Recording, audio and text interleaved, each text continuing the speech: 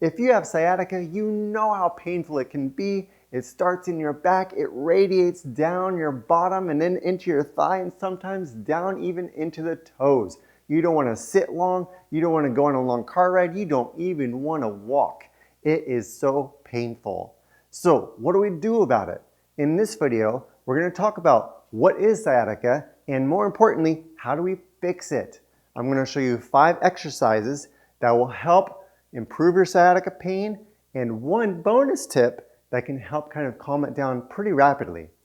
I'm Dr. Sean, your PT guy, and our videos help you learn how to move better and stay independent so you can enjoy your life.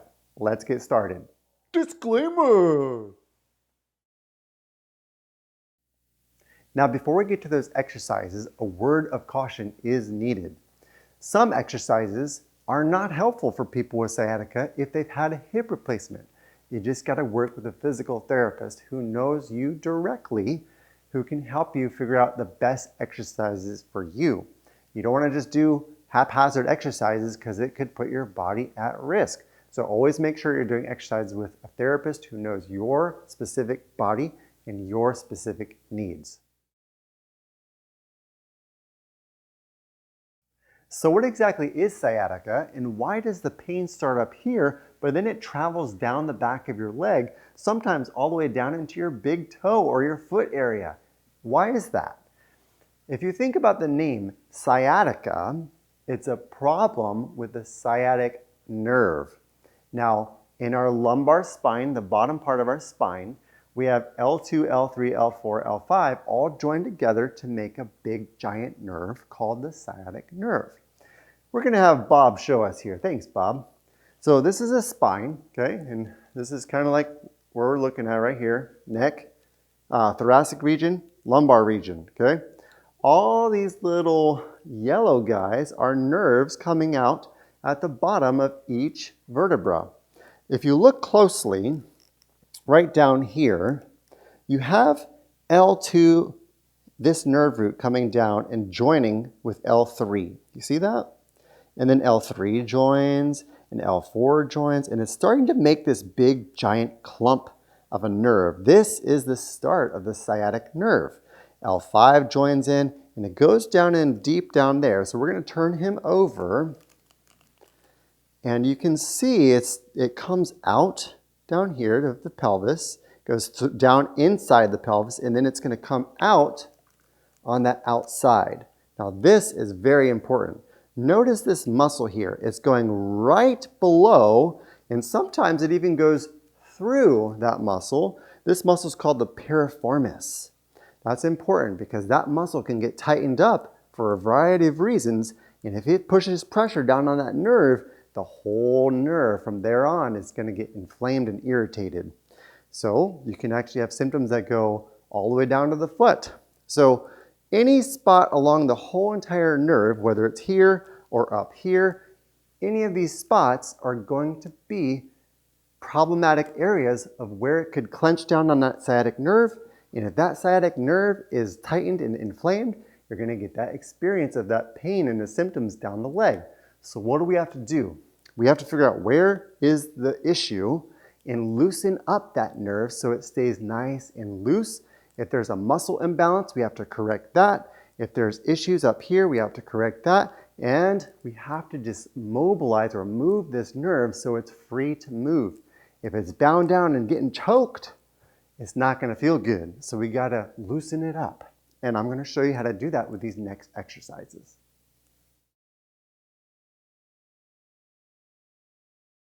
Now let's assume I have sciatica on my right side. So all the exercises are going to be done on the right side. But it's also helpful to do the exercises on the other side to not create any kind of muscle imbalances. Let's get into the first exercise.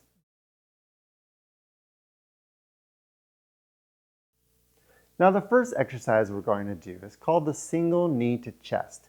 That's when you're laying down and you're going to bring your knee all the way up towards your chest as far as you can get it.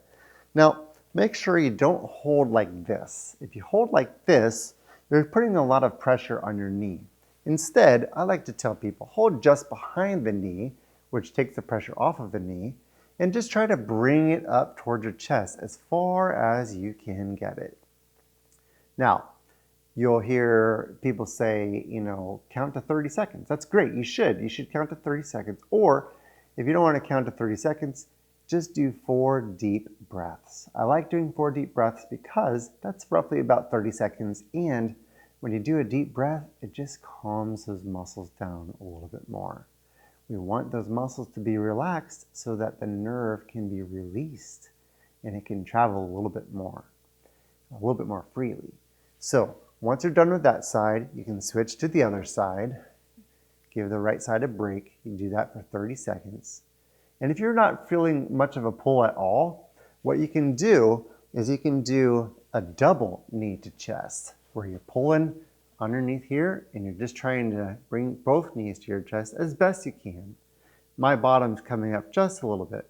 I feel the stretch in my glutes and I feel the stretch in my lower back.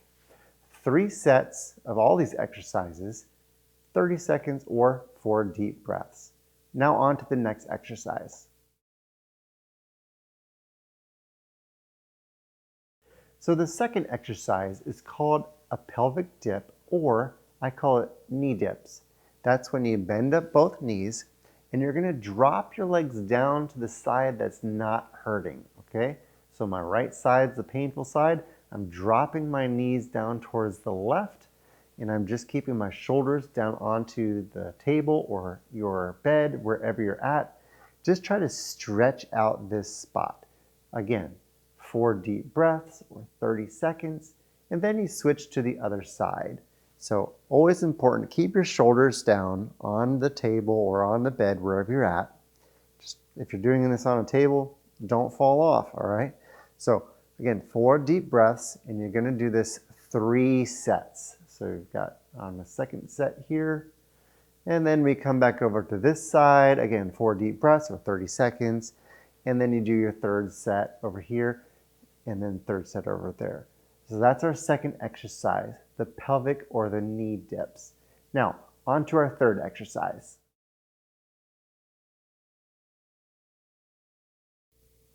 Now this third exercise is going to target that piriformis muscle. If you remember, the piriformis muscle sits on top of the sciatic nerve. The sciatic nerve runs right below the piriformis. And in some individuals, it actually runs through the piriformis.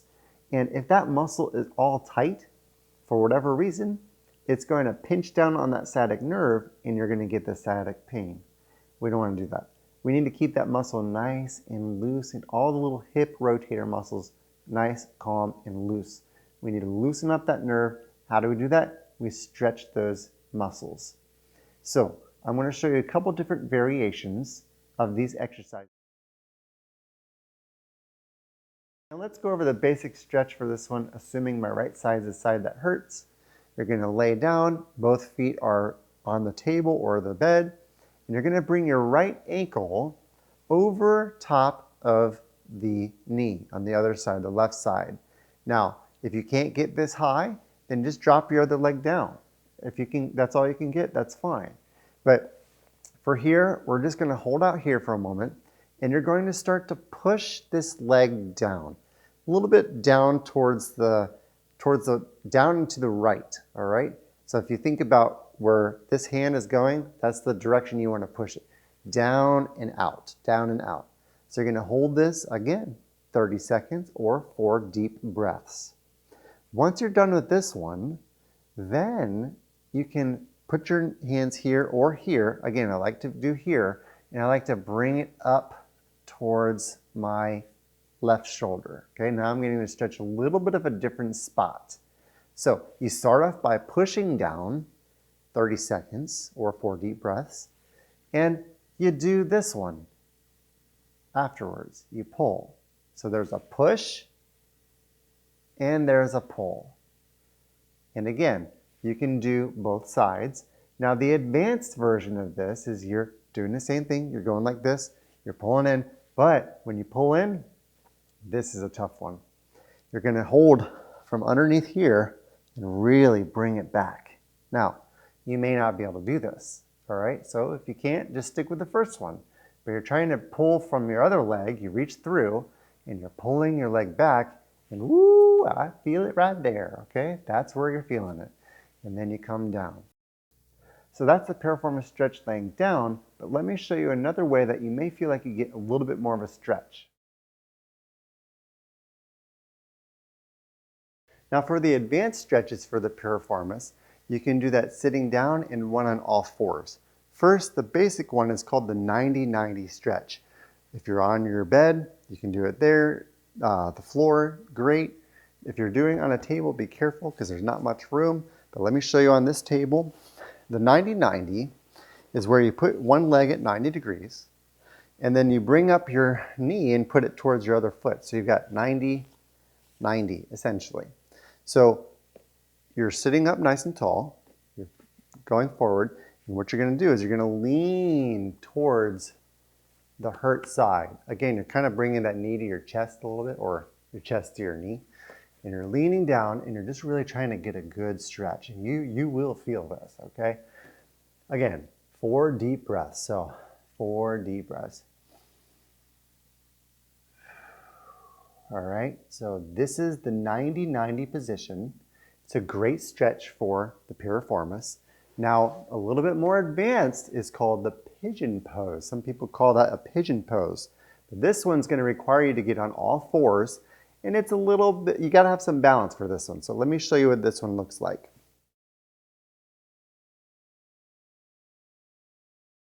Now for the super piriformis stretch, we're going to go on all fours, so it's going to require a little bit of balance. But you're going to go on all fours, and again, the right side is the side that hurts. So we're going to come on all fours, and you're going to cross the right leg over a little bit. All right, once you've crossed over like this, then you're on all fours, and you're going to sink that back leg back down there. So you're going to just kind of work your leg back, okay? And then from here, I've got a nice straight back, but then I'm going to try to bring my weight down that way. And when I bring it down that way, you can kind of move around and kind of see, move your bottom where that tension is. And I found mine. It is letting me know. So this is where I need to hang out for about 30 seconds. There's 4 deep breaths, okay? So, and again, you want to do the other side after you do this side, but hang out there for 30 seconds, and that's going to loosen up that piriformis. You need some balance for this one. It's a tough one, all right? But this one's a great stretch. When you're done, bring your knee up, okay? And then just bring it over like that, and you're all set. 3 sets is a great number to shoot for if you can.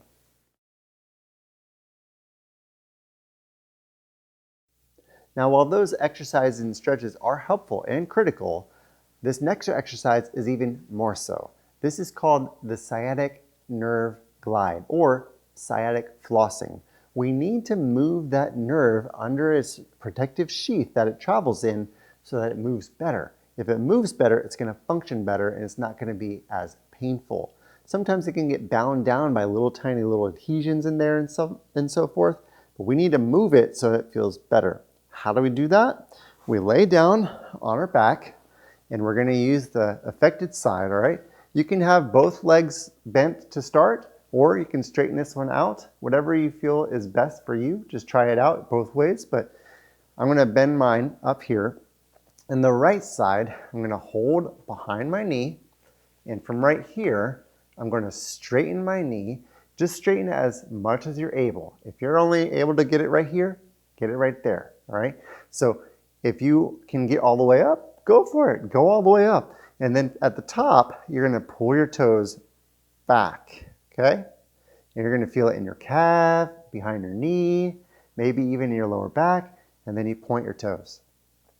You bring it back, and you point your toes. And you pump. You pump that ankle back and forth, okay? All the way back, and point all the way down. All the way back, and all the way down. 10 repetitions, 10 times, okay? So back and forth. That's 1, 2, okay, like that. Don't be like 1, 2, 3. That's cheating. So every time you pull your toes back, That's one. Okay? So, sciatic nerve flossing. Very important exercise to improve sciatic pain.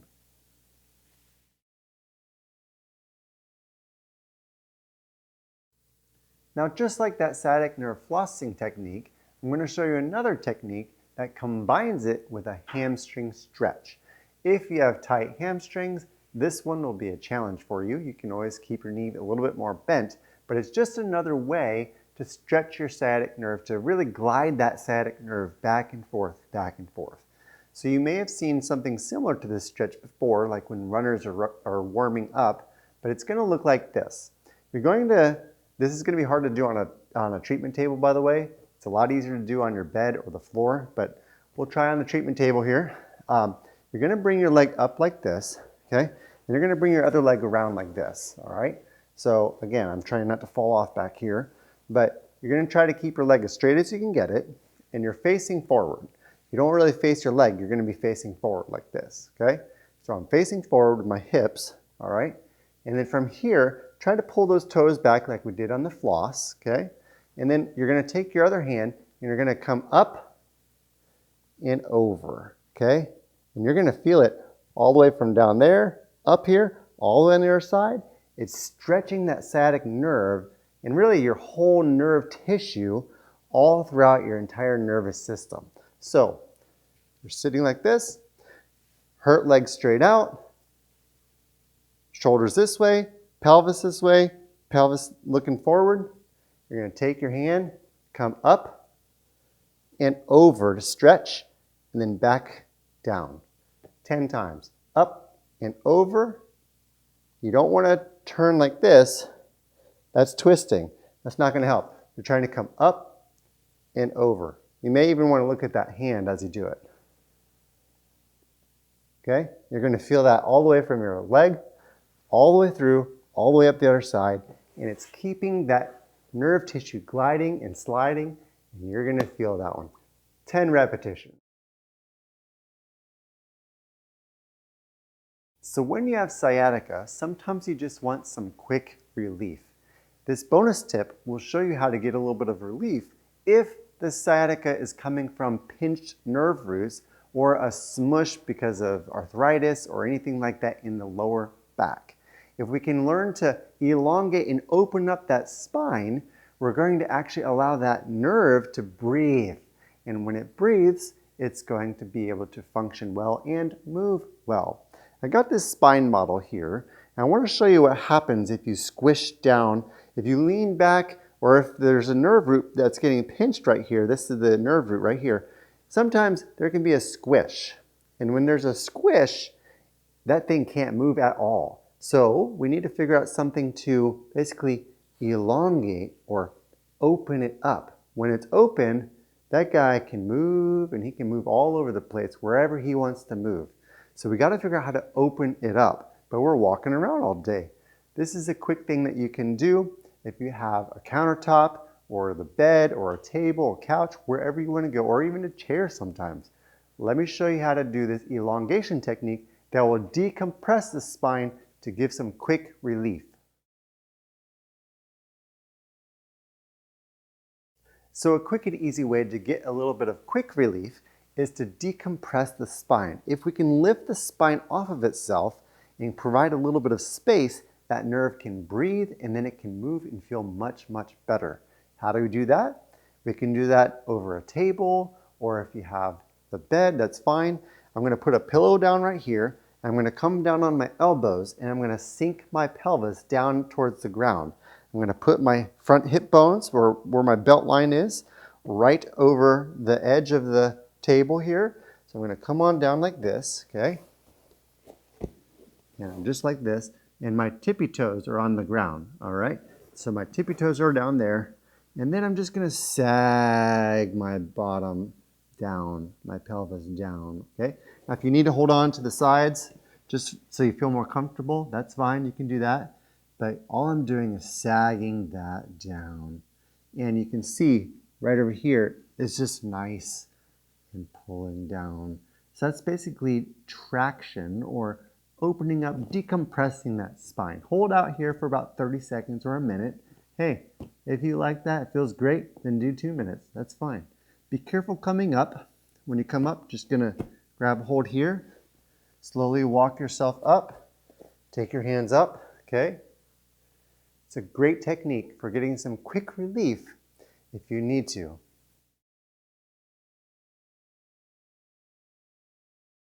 So those exercises will help calm the sciatica down first, but more importantly, it'll keep sciatica from coming back as long as the exercises are maintained and that nerve stays nice and loose and all the muscles around it stay nice and loose.